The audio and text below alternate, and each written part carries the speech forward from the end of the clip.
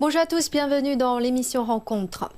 La conférence centrale annuelle sur le travail économique de la Chine s'est tenue les 11 et 12 décembre à Beijing. C'est la plus importante conférence sur le travail économique de l'année qui a pour but de juger de la situation économique actuelle et de fixer les orientations de la politique macroéconomique pour l'année suivante.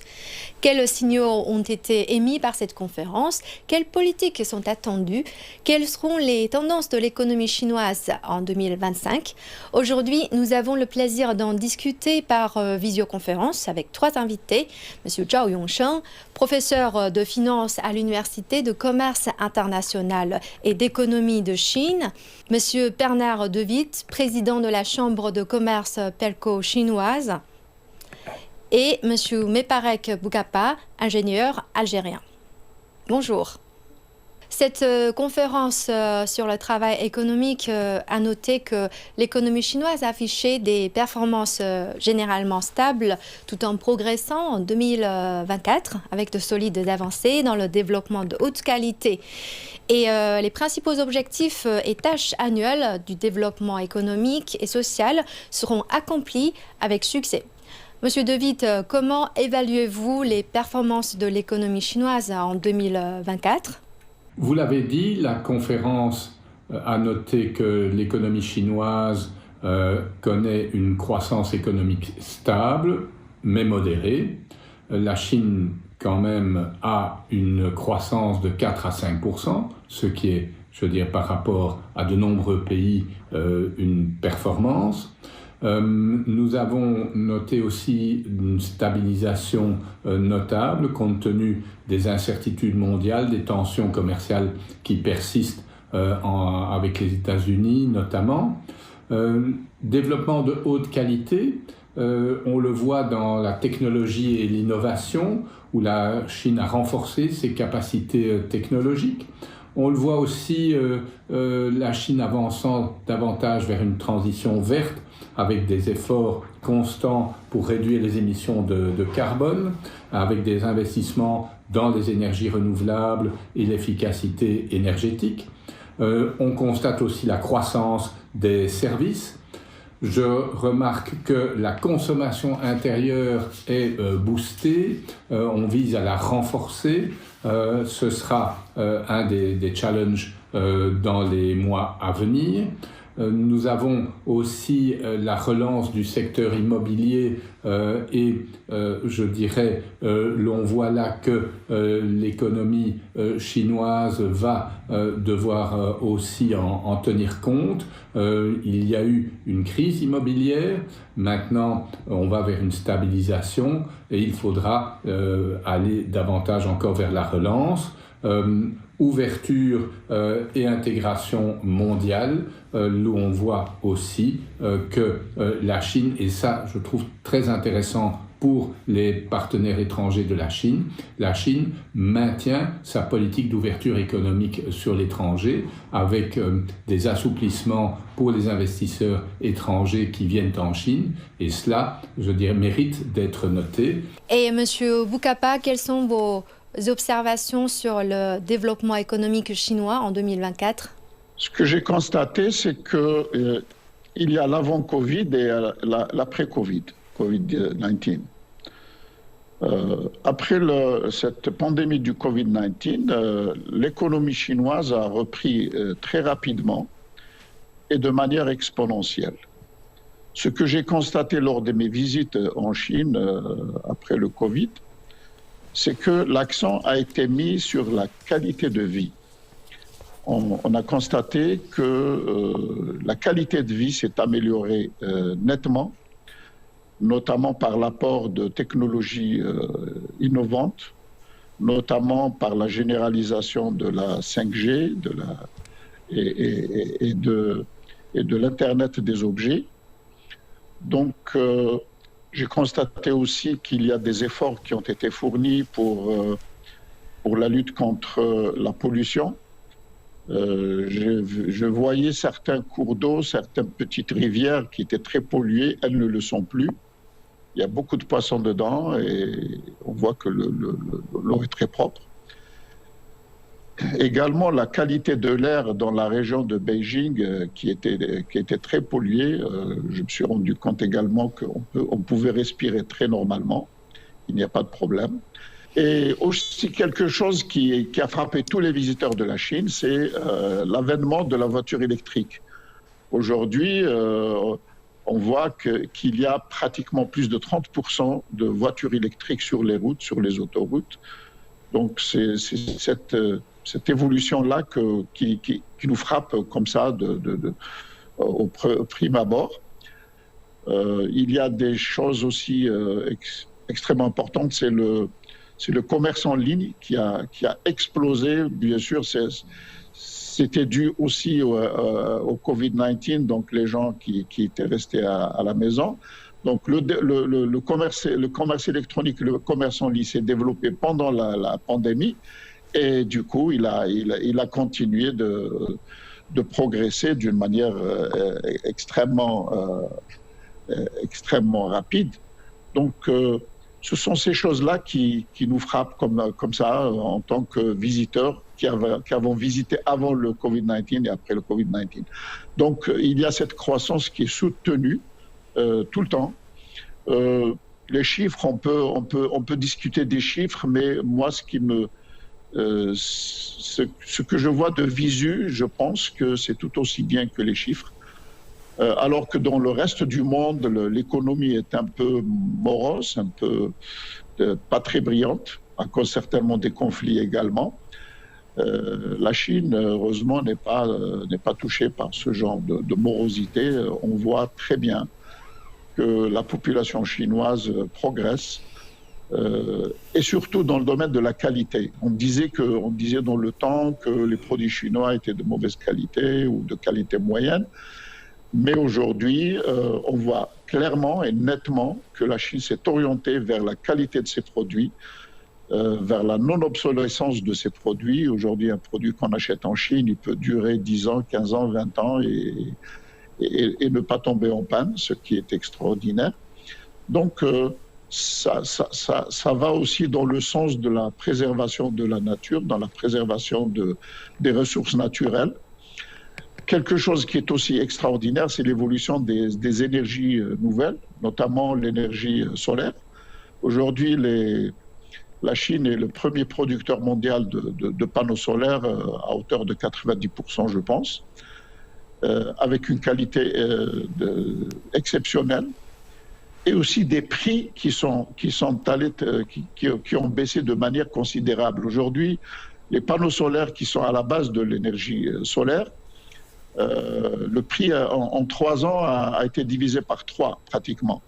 Ce qui fait que cette évolution va aller encore plus loin, se généraliser certainement en Chine, mais aussi avoir des retombées dans les autres pays qui ont compris aujourd'hui que les énergies renouvelables, ce n'est pas juste une question de technologie, mais une question de survie de la nature et de l'humanité.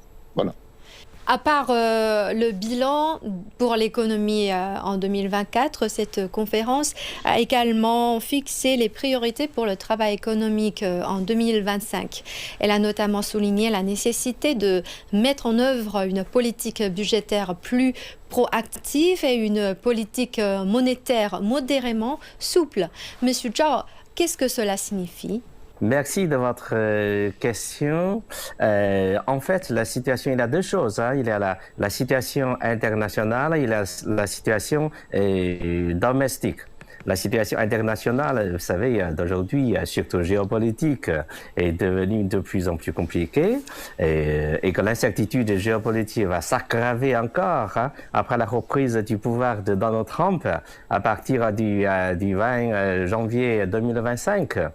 Dans ce contexte-là, les décideurs politiques chinois ont pris leur initiative sans attendre, ça c'est très bien, d'adopter des politiques financières plus actives et des politiques monétaires plus accommodantes, si j'utilise un terme financier. sinon mais plus keynésienne, veut dire les politiques plutôt expansionnistes, si j'utilise un terme économiste. Alors donc comme je viens de mentionner là, ces politiques financières et monétaires vont répondre d'une part aux besoins de la nouvelle situation géopolitique internationale, d'autre part vont correspondre au cycle du développement économique chinois de ces dernières années. Alors, c'est d'abord la rigueur, serrer la ceinture durant 3 années de Covid-19, ensuite la reprise, le redressement en 2023 et 2024,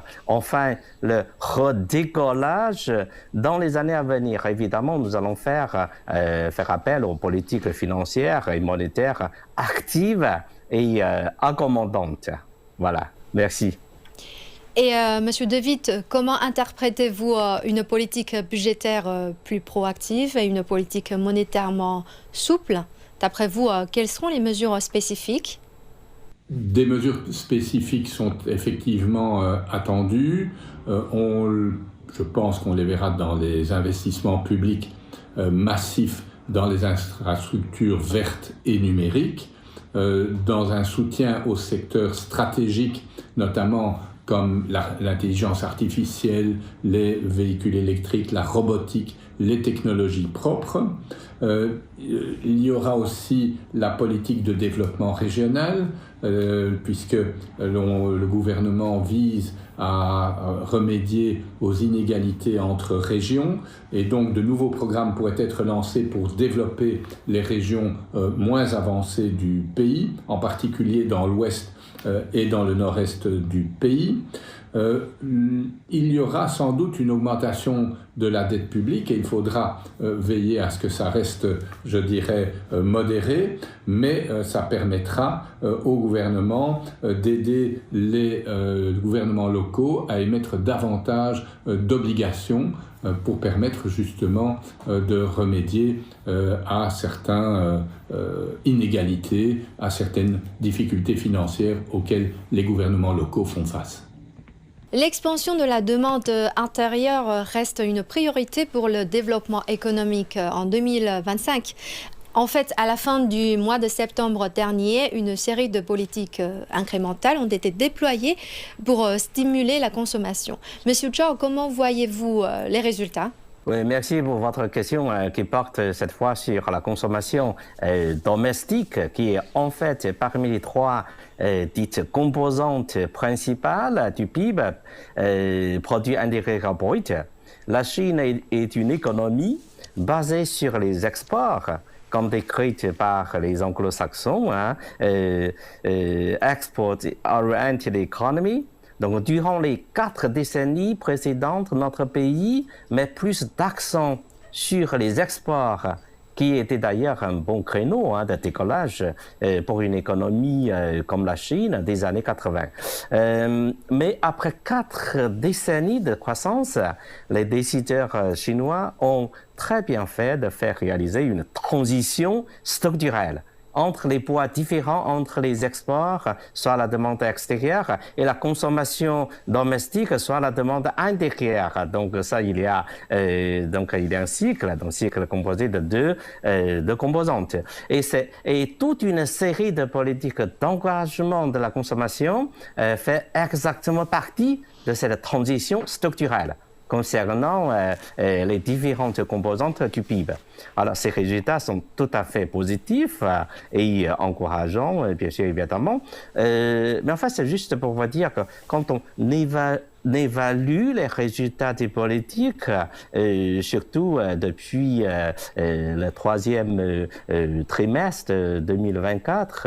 Alors, il faut nous méfier de la comparabilité, veut dire nous sommes encore dans la phase de reprise, de redressement économique. Faut donc bien prendre en considération ce contexte particulier pour ne pas en tirer une conclusion qui n'a pas de comparabilité, quoi. Voilà, merci. Et Monsieur Boukapa, d'après vous, quel est le potentiel de la demande intérieure en Chine? Comment stimuler la consommation? C'est la demande de 1,5 milliard de consommateurs, ce qui est considérable en comparaison avec le reste des pays du monde. Seulement, moi, j'ai toujours en tête le fait de distinguer la consommation et ne pas encourager systématiquement la consommation pour la consommation. Il faut encourager une consommation utile qui va dans le sens du progrès, qui va dans le sens de plus d'écologie, de moins de gaspillage, etc. Donc, ce paradigme de consommation auquel tiennent tous les économistes, moi je le vois aussi un peu sur un plan de l'utilité. C'est pas la consommation pour la consommation, mais pour la consommation pour rendre les gens heureux. C'est ça l'objectif, qu'ils vivent mieux, qu'ils vivent plus longtemps, qu'ils vivent en bonne santé. Monsieur De Witt, d'après vous, la priorité stratégique de la croissance de ma demande intérieure pourrait-elle pousser les entreprises européennes à modifier leur stratégie d'investissement en Chine ? Les investisseurs étrangers, les sociétés étrangères qui veulent commercer avec la Chine, qui veulent aussi vendre leurs produits en Chine, doivent évidemment tenir compte du marché local, des exigences du marché local, des nouvelles réglementations qui viendront en Chine. Et donc, il y aura des opportunités qui sont créées par la priorité à la demande intérieure, avec une plus grande consommation de masse, donc des produits qui doivent s'adapter à ceci. Il y aura aussi l'industrie des services qui va, je dirais, monter en puissance, et donc des opportunités pour les entreprises, je parle ici pour les entreprises européennes, dans le domaine des services financiers, de l'éducation, de la santé, du tourisme domestique. Il y a aussi les questions de durabilité et d'économie verte, avec l'accent mis par la Chine sur une croissance durable, et donc les industries actives dans le domaine des énergies renouvelables, dans les solutions de durabilité, trouveront là des opportunités nécessaires et intéressantes. L'innovation technologique est un moteur essentiel de la croissance économique. La conférence a souligné la nécessité de faire de l'innovation technologique un moteur du développement des forces productives de nouvelle qualité et de construire un système industriel moderne. Et en 2024, la Chine a obtenu de très bons résultats dans le domaine scientifique et technologique. Monsieur Boucapa, quelles innovations technologiques vous ont le plus marqué ? Il faudrait plusieurs jours pour les décrire toutes. Il y en a tellement. C'est la 5G, c'est la voiture électrique, c'est la mobilité, c'est des trains à très grande vitesse. C'est aussi l'intelligence artificielle qui se généralise de plus en plus. C'est l'Internet des objets. Aujourd'hui, pratiquement beaucoup d'objets en Chine sont connectés à l'Internet et connectés à l'intelligence artificielle. C'est la recherche fondamentale dans le domaine de la fusion nucléaire qui a fait des progrès considérables. C'est les technologies des batteries au lithium, des batteries au sodium. Donc c'est la conservation de l'énergie. Toutes ces technologies-là, c'est l'agriculture. Aujourd'hui, la Chine est un pays excédentaire dans beaucoup de produits agricoles. C'est aussi dans le domaine spatial.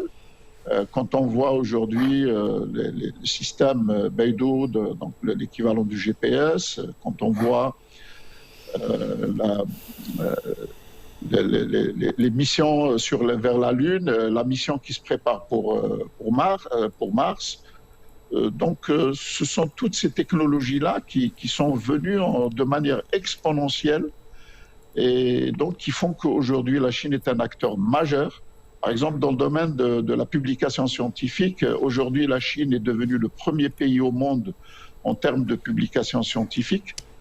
Ce qui est considérable parce que ce sont ces publications scientifiques qui sont un peu l'image du développement technologique, du développement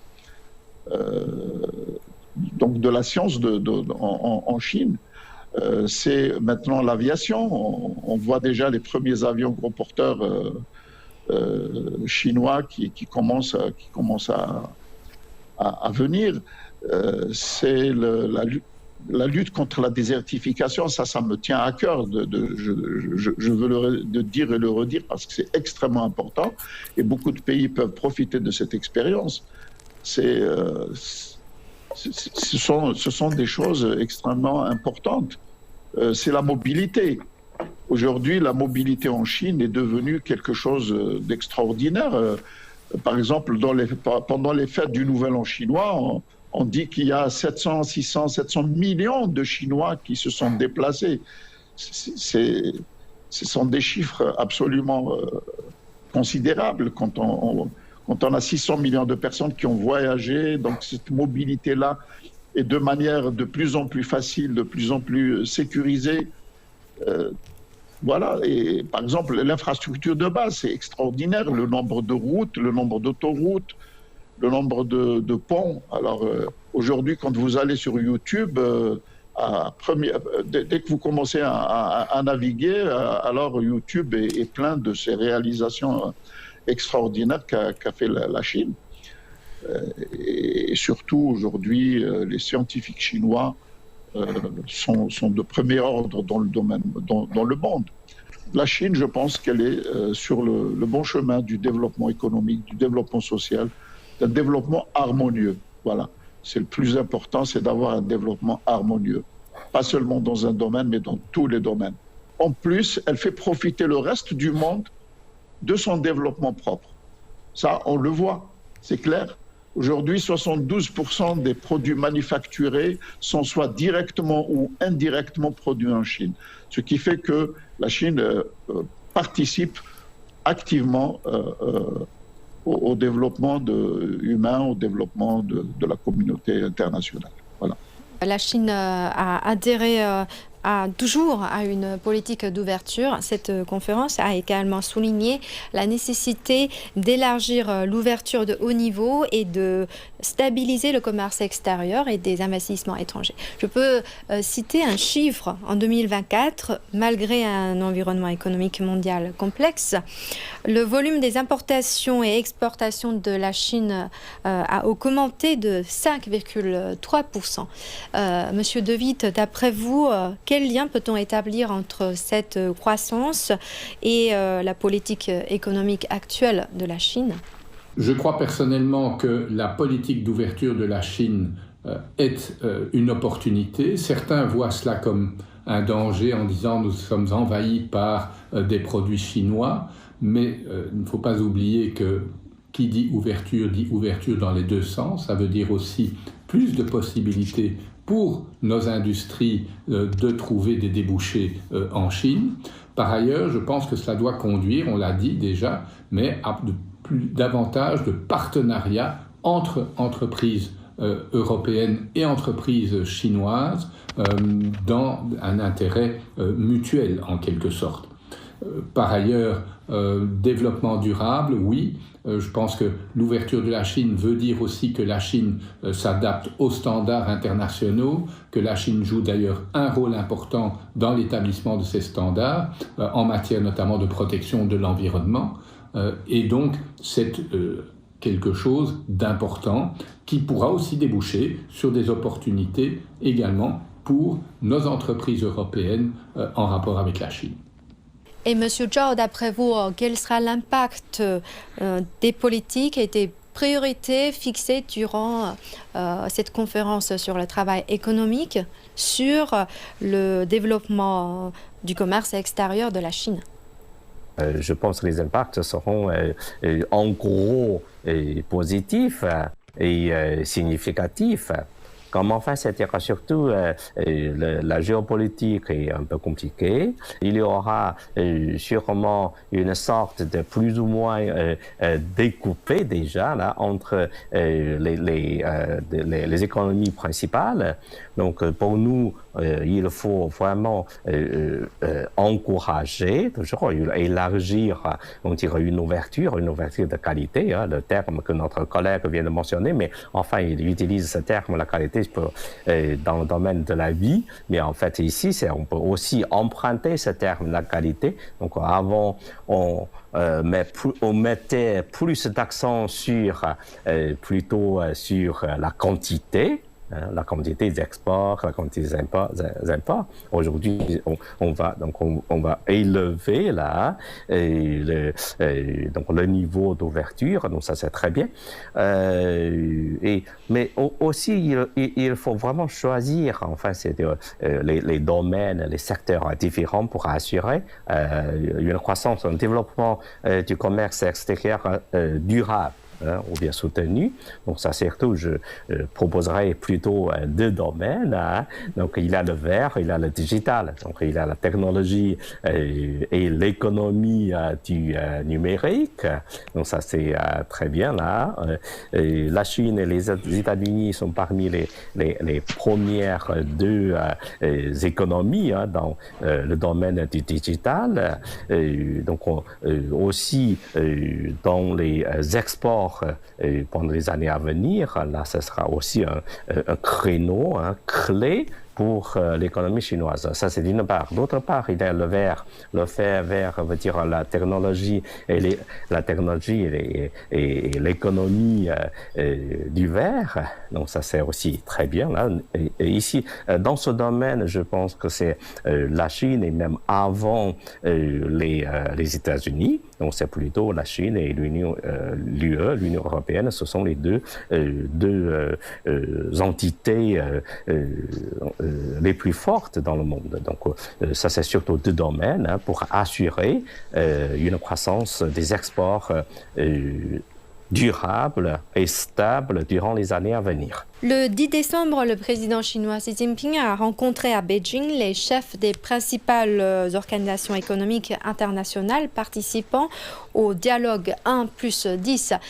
Avez-vous suivi ce dialogue? Oui. Quelles sont vos impressions? Mais en fait, c'est-à-dire, si je ne me trompe pas, ce genre d'accueil, ça c'est du jamais vu. Hein. L'accueil du président Xi, cette fois, a montré l'importance de ces institutions internationales qui sont en fait les moteurs, enfin pour moi, hein, pour assurer une bonne relation entre les différents pays et une bonne relation internationale. Ça, c'est du côté de la Chine. Maintenant, du côté des institutions internationales principales, comme je travaille souvent avec ces institutions, j'ai des collègues à la Sorbonne et des étudiants, surtout doctoraux, que j'ai dirigés, qui travaillent maintenant dans les différentes institutions internationales, dont je les connais relativement bien. La plupart de ces institutions connaissent la Chine relativement bien. Surtout, sauf que ces institutions régionales, hein, comme ça, ce sont les institutions internationales. Et, ces institutions connaissent la Chine relativement bien et elles espèrent d'établir une bonne relation avec la Chine, qui est la plus grande économie émergente dans le monde. Mais ça, c'est plutôt macro parlant. Micro parlant, moi, je suppose que ces institutions vont établir des projets plus concrets de coopération avec la Chine. Il y a du côté technologique, il y a du côté économique, financier, culturel, de l'humanité, tout ça. Donc ça c'est très bien là. Enfin moi c'est la première fois que j'ai vu ça. Hein. Donc j'espère que ça va continuer. Aujourd'hui le monde est encore divisé, mais j'espère qu'un jour le monde sera sans barrière douanière, sans barrière fiscale, avec aucune barrière, quoi. Merci à nos trois invités d'avoir participé à cette émission et d'avoir livré vos analyses. Voilà, c'est la fin de cette émission Rencontre. Merci de nous avoir suivis. À la prochaine.